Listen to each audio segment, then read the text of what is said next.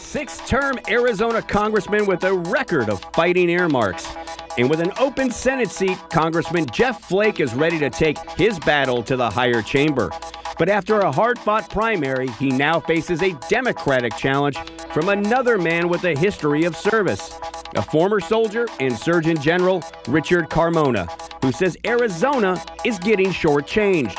It is a race being watched around the country, and tonight, Jeff Flake joins us to talk his vision of the future, government spending, and times when you just have to say no when it comes to politics. Unplugged. And good evening, everyone. I'm Carey, Pena. And I'm political editor Dennis Welch, and this is Politics Unplugged. And it is a theme Jeff Flake has taken up since he was first elected: less spending, no earmarks, a cause also championed by John McCain. But some say it is not the best policy for Arizona. And tonight, we asked Jeff Flake about that as we hit the campaign trail.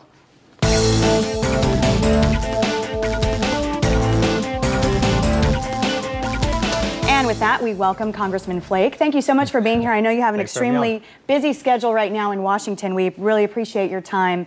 I want to start with earmarks. You have been fighting earmarks since you first went to Congress, joining Senator McCain in this fight. But what you call earmarks, some congressmen call directed spending on worthwhile projects.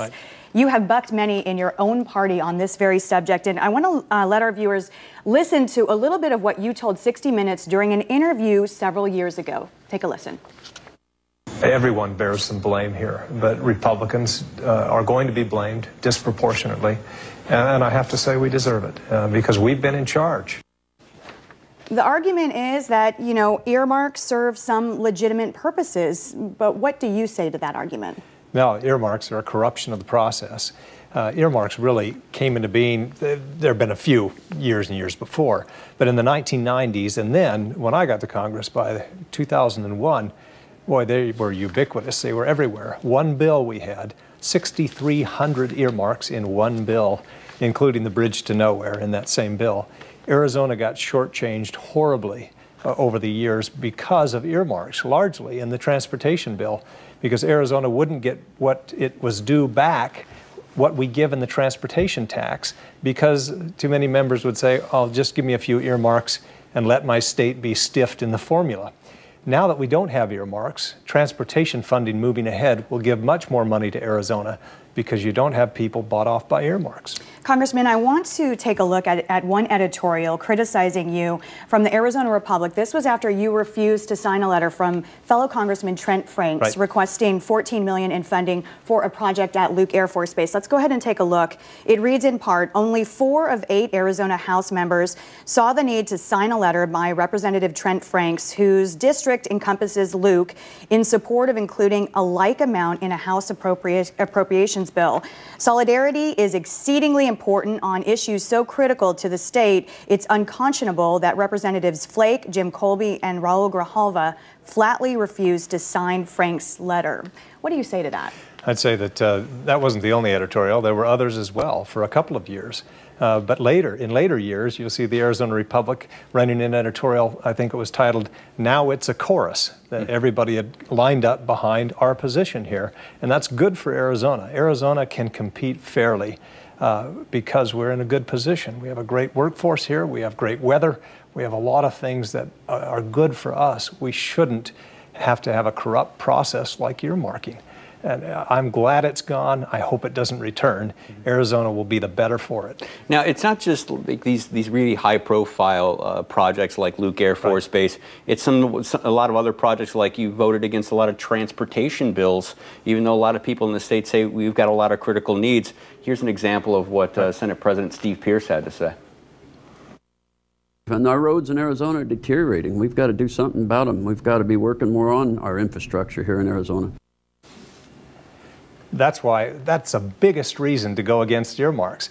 Arizona traditionally has been shorted in the formula. We only got 88 cents on the dollar, then 91.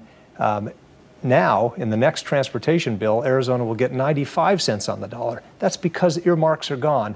That will mean a lot more money for Arizona, not less, We'll just get it in formula funding, and it will be directed by the Arizona Department of Transportation rather than me or some other federal official.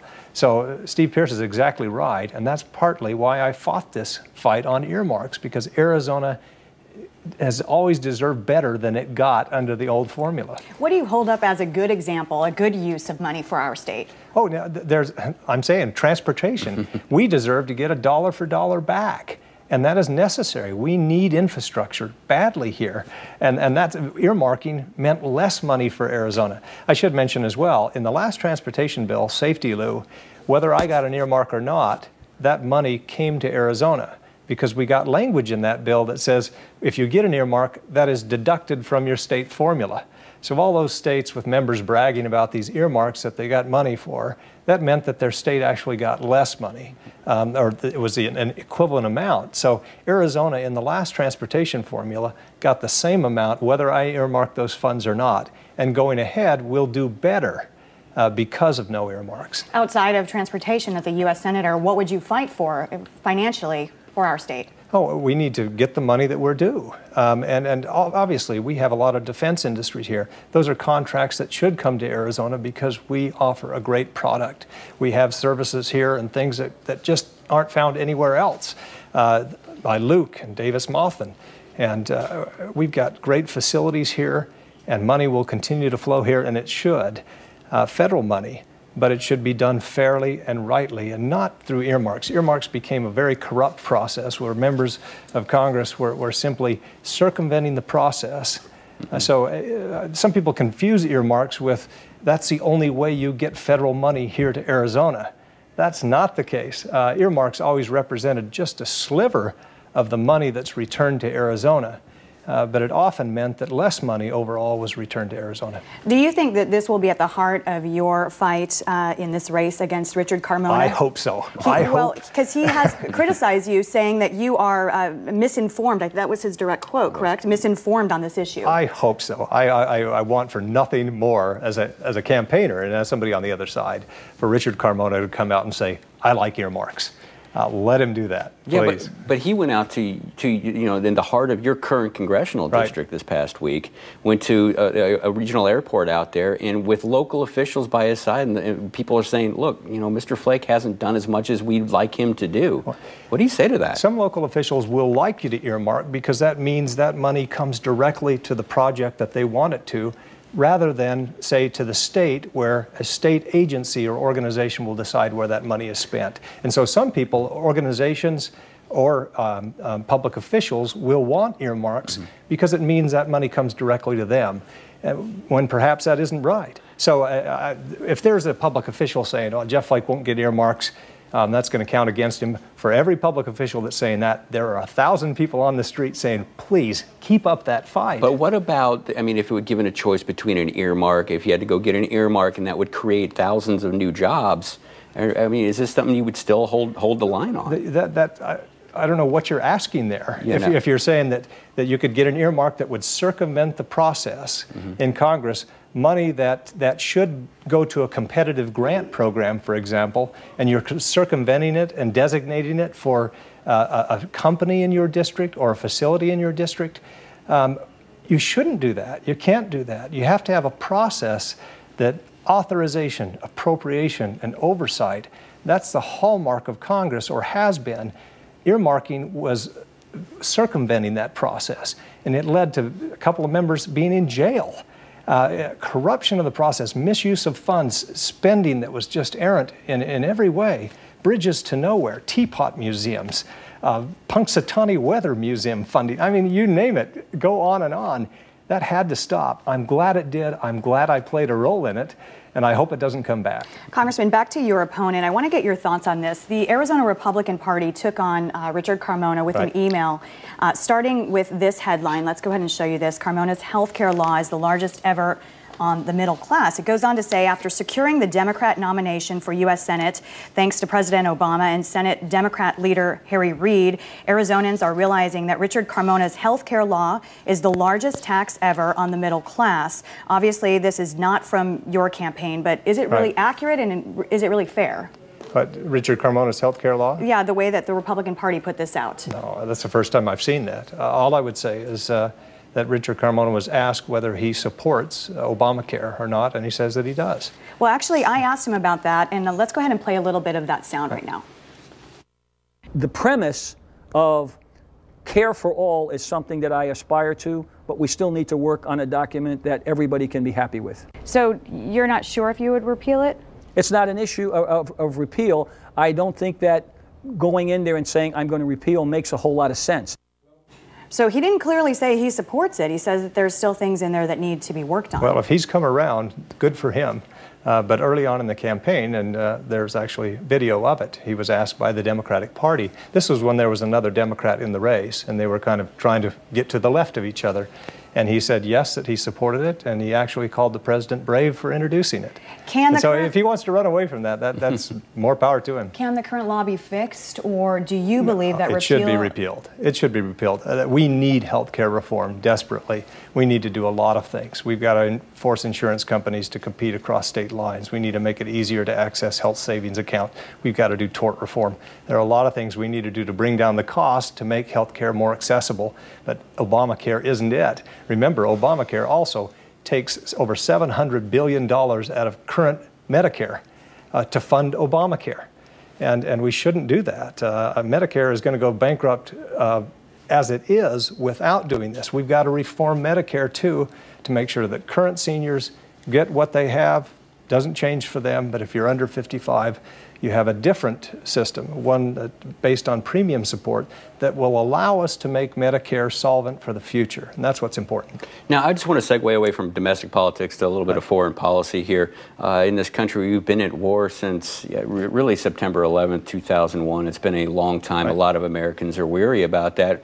One question some people may have to ask is, would you vote to extend aid to help the Syrian rebels at this point? And would you endorse maybe getting involved in that and more involved militarily? Well, I agree with John McCain when he says the last thing we need are American troops in Syria. We shouldn't have that. I think we ought to work with our allies there. One thing we need to be concerned about is the disposition of chemical weapons there. If there are stockpiles that they're controlled by the government now, we need to be concerned about what happens to those stockpiles afterwards. So it does behoove us to get involved in terms of working with our allies, but certainly not to put U.S. troops there. And what about Iran? There's been a lot of talk about them stockpiling, the potential to have nuclear arms over there. Would you favor military intervention with that? And if so, I mean, at what point do we go in? Well, you simply never rule it out. You have to have all options on the table and hope we never get there. So I hope that we don't have to go with that option, but you should never take it off the table. Congressman, before we let you go, I just wanted to ask you, I don't know how much of the Democratic National Convention you watched, but I'm sure you know Gabby Giffords was up on stage, and I just wanted to get your thoughts about that. That was some of the most compelling television I've ever watched. I mean, I'm very fond of Gabby Giffords, and we're great friends, and it was a sad day when she had to leave Congress. I think the world of her. It was wonderful to see her there. It's very emotional. Yeah, it is. I mean, she's a friend and a colleague, and to see her go through this and to be as brave as she has been, it's emotional for anybody. It really is. Congressman, thank you so much for your time. Really appreciate it. And when we come back, we will talk it out with our partners from First Strategic, and as we just talked about.